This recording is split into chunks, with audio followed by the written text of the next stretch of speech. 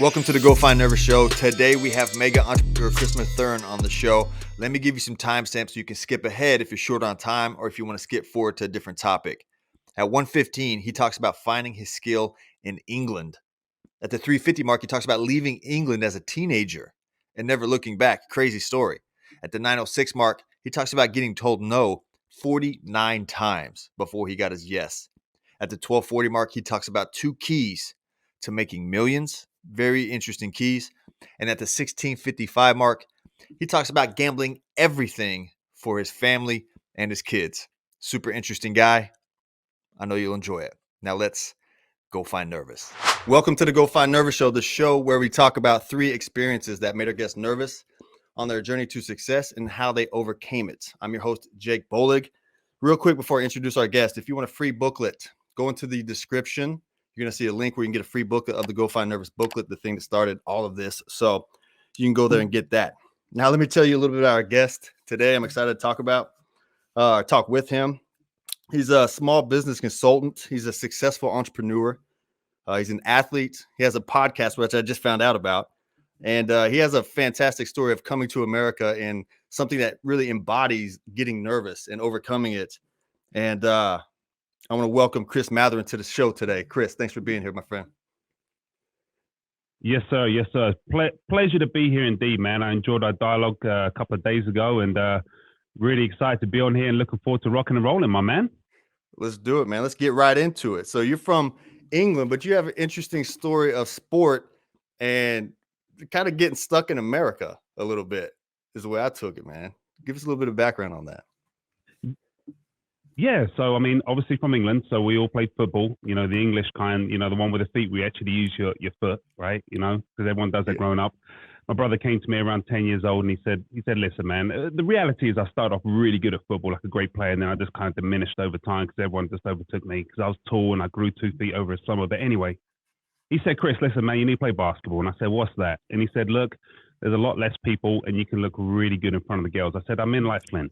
What do I need to do? And he said, go and tell your coach to quit, So I literally, after that, turned around when I told my coach I quit. They couldn't believe it because I've been with him since I was like 2.5 months years old. So I quit, started playing basketball, and he was absolutely right, man. The razzle dazzle and all that stuff. So he was 5 years older than me, so that gave me the opportunity to play with people 5 years older than me the whole time. So that really, even though I started a little bit late, around 10, 11 years old, I progressed pretty quickly. And then when I played with kids my own age, all of a sudden I had a huge competitive advantage because I was always used to playing with bigger, better, faster, and stronger guys. So by the time I was 13 years old, I actually represented my nation, England. I got to tour all the way around Europe, representing my country. Wow. And then I got to get on the practice squad of the local professional team, which was a bunch of Americans. So that was my first introduction to the American people. Mm-hmm. Some of the best people in the world, by the way. And the sky's the limit. So hit 15 and a half years old. And the next step after that was to come to the USA. That's it. Come here, try and get a scholarship, try and play college and get an education. So that through bouncing a basketball on the floor brought me about 4,500 miles. My parents, scraped their money together and put me on a plane over here. Mm-hmm. And that's what sports can do sometimes. It can change someone's life. Man, that's fantastic. And you were telling me the other day, you flew over here, which as a 15 and a half. So that has to be a little bit nerve wracking in itself. You're coming over to play sports. So that helps a little bit. But when you got here, it kind of wasn't how you thought it might be. Like you got here and had to face something right away that you might not be going back to England or is that how the story went? Yeah, absolutely. Yeah. So my brother was already out here. He paved the way. He went to Oral Roberts University and, my brother said, look, it's great out here. If you're good at sports, you're good enough. They give you something called a scholarship, which means they pay for everything. I never heard of it till that point. So my mom scraped together the money and 2 suitcases to my name. That was it. Jumped on a plane, came over here. Nothing was guaranteed. I literally had 30 days. You can have 30 days in the country before, you have to either apply for some type of visa or you have to go home. You can't just come here and live. And so I literally had 30 days to find a high school. So my mom said, Chris, listen, you're going out there to find a high school. You're not going out there to party. You're not going out there to mess around or anything like that. So about a week and a half, 2 weeks later, I found a high school, Wow. And they offered me a full ride out here to stick around. Just a great blessing from the man above. And so called my mom, said, I'm not coming home. And she said, look, you got to come home. You got to say goodbye to your little baby brother, Paul. You got to say goodbye to your dad. and pack your belongings. And so the Yeah. school jumped on the phone and they said, Mrs. Mathurin, opportunity doesn't go away, but eventually it goes to someone else. School's already started. Chris is staying. And if he comes home, the deal's off the table. So my mom had to make a decision at 15 and a half years old. And then that was it. So I came out here for a couple of weeks, ended up staying for the rest of my life. Man, it was tough. It was tough. You're 15 years old, you got your friends back home and everything like that. And you got to make a decision. I had to make a decision, is this something that am I passionate about and that I want to pursue? And if that's the case, I've got to give up my life back home. And that was that was a big nervous decision for me. It would have been extremely hard if my brother wasn't already here. But now I'm walking into an American school. I'm having to make new friends again and having to start from scratch, So, it was tough, but it definitely paid off, Yeah, but it definitely paid off. We'll get into that more of that, how it paid off here in just a minute. Let me ask you about finding a school in 2 weeks. How'd you go about doing that? Most people can't find a job in 2 months, and you walked into a new country and found a school in 2 weeks. How'd you go about doing that? Yeah, so a lot of help, a lot of support, man. And so my brother was playing Division I basketball, and they were literally going into two a day, sometimes 3 a days practice. He didn't have the time. So I had a good friend of mine who I kind of referred to as a brother. He was a guy that just graduated from Oral Roberts University playing basketball. His name was Kyan Brown. And he just pulled up outside my brother's dorm room one day like, jump in, fellas, go and find you a school. So I jumped in the car, and he started taking me around high schools. And then just through connection and God above, just paving that opportunity, parting the Red Sea, as one may say, and just the stars aligning. There was one high school I ended up going to, and it was just perfect. The coach was fantastic. He wanted me there. There happened to be an American exchange student family, which is like my second family, the Lazarski family. Have you seen the movie Blindside? I have seen it, yeah. Yeah, sometimes I feel like they made that movie about me, but I wasn't an NFL football player. I was just a basketball player that was just good enough to get by, as one may say. But that was literally me. I went to stay with American host family.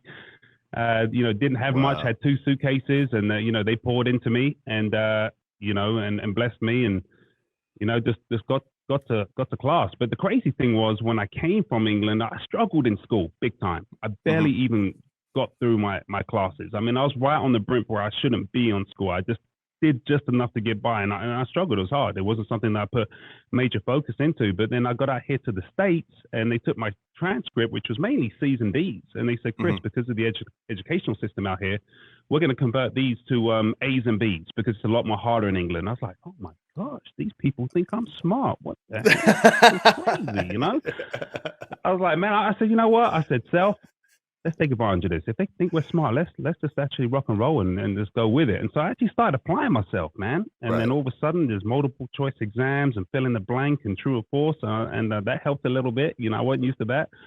And just really knuckled down and started taking pride. And then that trickled over to college. When I got a scholarship to go and play college, started taking things seriously. So, I think in life, sometimes we get labeled. We get stuck in a box, but it's up to us to go ahead and make a mental decision. We can change that, but it's got to start up here. And I think I was given a blessing and an opportunity to make a change and go a different direction. So kind of started snowballing from there, Well, kudos to Miss Mathurin for getting you that plane ticket over to the U.S., right? Like, such a great. Thanks, Mom. What a cool story. And speaking of Bacone College, I'm familiar. I went to college not too far from there, so we have that in common, like this Oklahoma connection. Where'd you go? Where did you go? NSU? What college did you go to? I went to a junior college called Connor State, and then I went to Oklahoma State, which is boom, boom, boom, just a couple CDs away. Put on a CD and you're there, right? So, so you go to Bacone, you have a good career, but then you start making moves. You decide you have to make some life choices here, and this kind of shifts into your entrepreneurial spirit a little bit. Yeah. So what happened was my first year of Bacone, I didn't take that seriously because you're still trying to figure out what you want to do. But the light bulb went off, I think, somewhere right beginning of my sophomore year. Like, hey, they give me a scholarship to be here. They're paying for the school. I knew I only had 4 years. I must take advantage of this. So I switched my major to business and really just kind of knuckled down, and that took priority. And got a degree in business administration. Graduated, man. wearing my dad's suit at graduation, wearing my dad's suit to the interview. Man, I'm feeling kind of confident right now, man. I'm looking good. I'm feeling good. I got a beautiful, beautiful wife at the time and a newborn baby that's about 6 months old. I'm ready to go there and get it done. But the problem was, just because you got that piece of paper doesn't mean you're going to get an opportunity. That's not how it works, you know? So went for all these interviews, had some great interviews. Everything was good, but nobody would hire me. And I was like, man, but I got this piece of paper. And they're like, yeah, but you don't have your visa right now. So my visa was literally in pending status. It wasn't like I didn't have a visa. I had confirmation, but I didn't have the actual visa. Right. I was sitting at home unemployed. Nobody would hire me.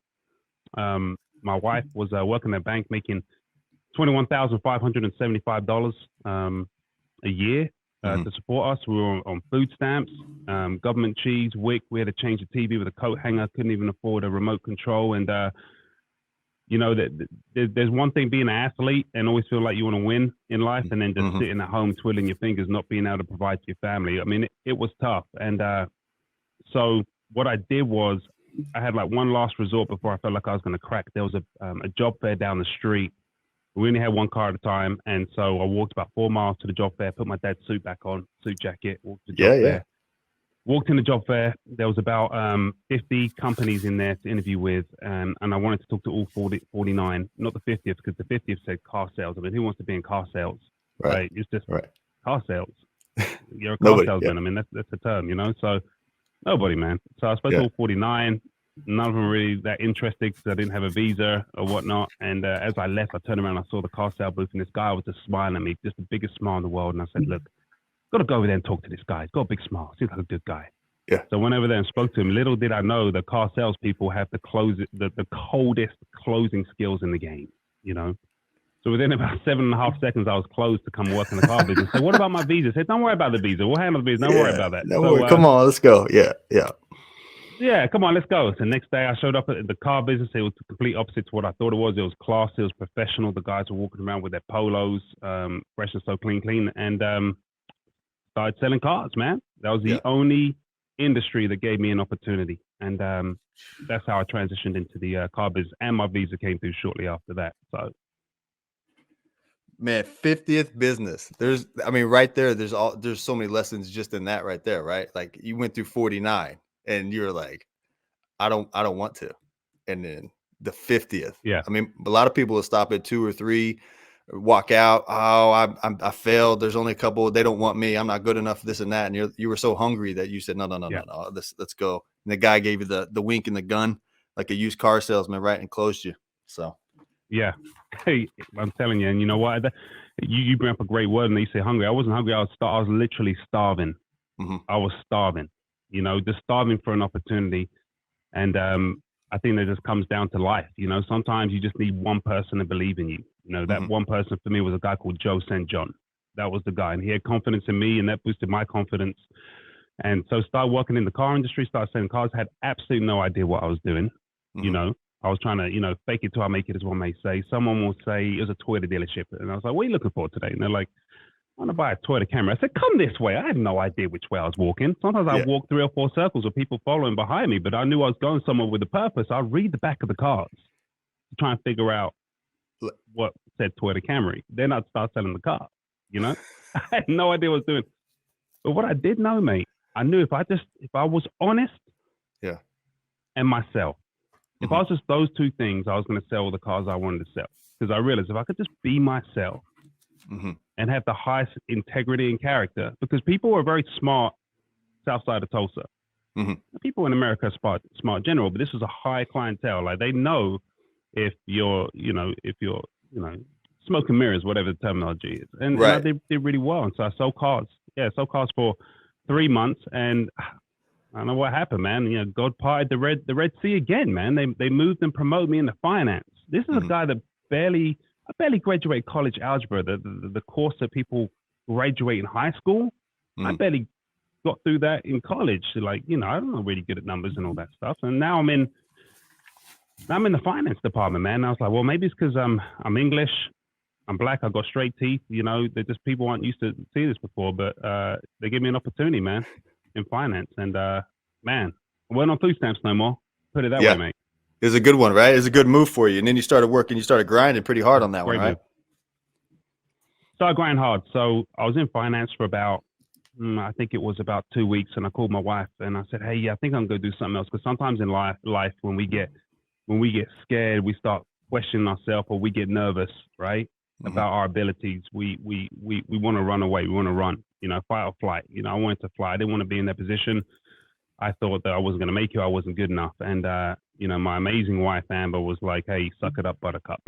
You need to suck it up. You're going to do this." And I was just like, "Yeah, I don't have a choice. I'm going to do this." And so I struggled for the first 3 or 4 months. And month 5, it was like hitting the national lottery, made some very good income, and never stopped from there. Month after month for the next 5 years, just kind of knocking out the park. And it was great. Had great mentorship.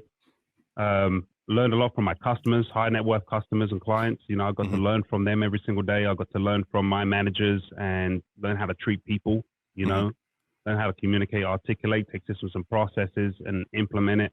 And more importantly, my biggest learning part was not trying to be someone else, embrace who you are. Don't try and be someone else or something else, and run with it. And, did that for 5 years, and then it came to a day I was driving home. People would ask me all the time, how do you do this?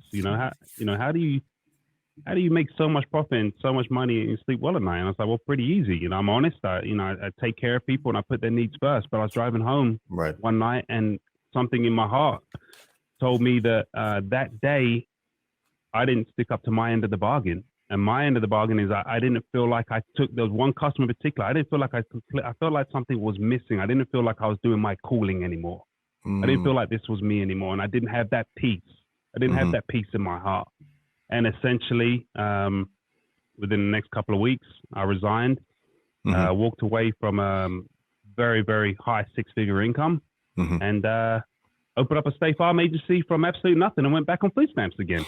Man, this is such a trying time, but I remember the other day when we talked, this is one of my favorite parts of the story, is because you had what most people would covet, and you were willing to give it all up because you knew that it wasn't what felt right, but you trust yourself. You have so much faith in yourself and such a high standard for yourself that you're like, I'm not going to do something that goes against my belief to just for some money. And so then you go, like you said, you give it up, you go on food stamps. I love the fact that you said a minute ago your wife was like, suck it up, buttercup. It's so important to have somebody that knows when to kick you instead of try to calm you down. And so you go back on food stamps, and then you open a State Farm agency, right? A State Farm, is that right?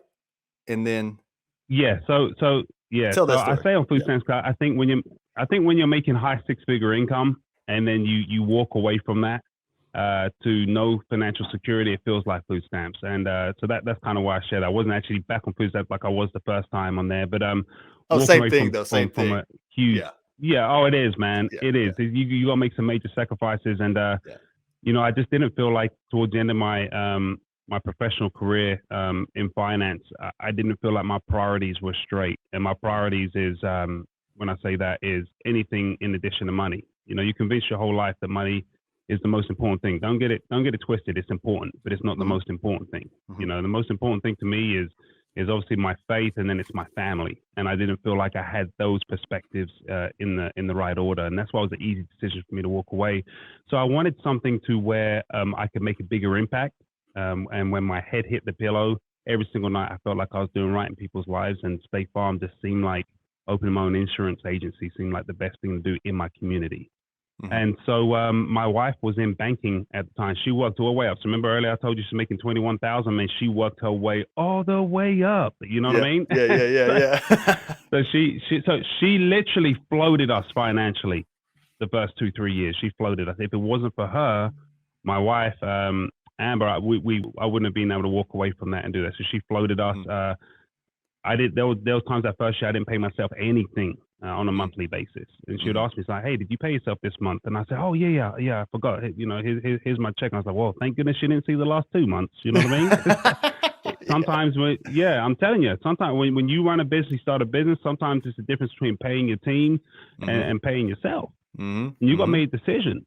And I can tell you in 10 years, my team throughout the last 10 years have never been late on a paycheck, more or less not get paid, And that's what it takes to double down, invest. And so started from nothing, 0 households, mate. In insurance, you usually get a book of business, so you start from nothing. Okay, I went to class my first day. There's about 45 people in the class, and they all came around me. Oh, you're so tough. Oh, you're so brave. You're so great. And I was like, what are you guys talking about? Well, you go and scratch. I'm like, what does that mean? Oh, aren't you going to scratch? And they said, no, we're getting books of business. I was like, oh man, I didn't know you could get a book of business. I was like, oh well, look, I'm out of the car business now, and I've got an opportunity. Who cares? We're gonna run with it. We're gonna do it. You know what I mean? Yeah. And that's what we did. We rolled, man. We rolled, and so got great people around me. I had, there's one guy that started with me. He's now an insurance agent and owns his own insurance company. And he started with me. He worked for me, and now he's his own agent. And we rolled. We took care of people. We blew it up. We made the phone ring and the door swing. And about 3 years later, my wife didn't have to work anymore. Man, that's awesome. So that was a big blessing. So what we do is we pour into people. We help develop people here. We hire people and train people. And one of my best guys here, he was unemployed from one of the local banks here, sitting at home. He's been with me now for 7 years, and he's crushing it every single month, every single year, and he never has to worry about coming in one day and saying, here's your pink slip. We can't afford you because of inflation. He never has to worry about that. And that's all my guys, So that's been a big blessing. So we're 10 years in now. We got about, I'd say, 2,500 households here in Oklahoma. And we're growing every single month, and we're taking care of people. And our philosophy is people loving people. So we've got that going on the insurance side. Started a small business consulting company. Also consult business through a different business entity on that part. We do some public speaking as far as that goes. Now I've got a real estate company also. So God has been really good to go from 2 suitcases and have the opportunity to get to where we are now. And having to push through all those times when you can give up has been a big blessing. And the great news is our best is still yet to come, mate. Man, I agree with you. I think the best is still yet to come. I mean, you can tell by your energy that you do good things for people, and people trust you and believe in you because you can just tell by the way you carry yourself, man. And it's a pleasure to know you. We got about a minute left here. How can people get involved with what you're doing, Chris, or check out your podcast, or maybe if they want some help with small business or something like that? Where can people follow you and see what you got going on? Yeah, 100%. All the basic platforms. Chris Mathurin on Facebook. You can look me up, shoot me an ad there. As far as our business podcast that we've got actually launching here in the next 30 days, it is actually businesspodcast.com. That's BIZNESS podcast.com. So go ahead and check us out. We'll go live here in the next 30 to 60 days on that. Got some great guests coming on. And you can check us out on the Instagram, as one may say, Team Mathurin, TEAMMATHURIN. Go ahead and give us a follow. We put some content out there, just the motivating, inspiring, take action type content. You know what I mean? But you're also going to see a lot of my family, a lot of the community, a lot of my team, because that's what it's about, man. Teamwork makes the dream work, and you can't do it without the family tree, mate. Chris, man, it's a pleasure to have you on the show, man. You can come back anytime and talk motivation anytime, brother. Well, Jake, look, I appreciate you, and I just challenge people out there. Go ahead and subscribe to Jake's show too. Jake's doing some great things. We rap back and forth a little bit, Jake. I love what you're doing, helping people get out their comfort zone and get past that nervous part. Because bottom line is, you don't push past it, you're never gonna know, mate. You're never gonna know what's on the other side. You know what I mean? Well, I appreciate you, man. Appreciate it. Take care, bro. Thank you so much for having All right, me. take care. And, take care of yourself and each other, yeah? Yeah, you too, man. We'll talk to you soon. Take care, brother. Hey, one last thing before you go. Leave a comment. Which example did you most align with from today's show? I'm curious. I want to know. Also, if there's somebody that you want to find out what's made them nervous, leave their name in the comment. I'll try to get them on the show. Follow me on social media at Jake Bolig. Follow the show at Go Find Nervous. And if you don't mind, subscribe. It helps me out the whole algorithm thing. I appreciate it. I'll see you next time. Go Find Nervous.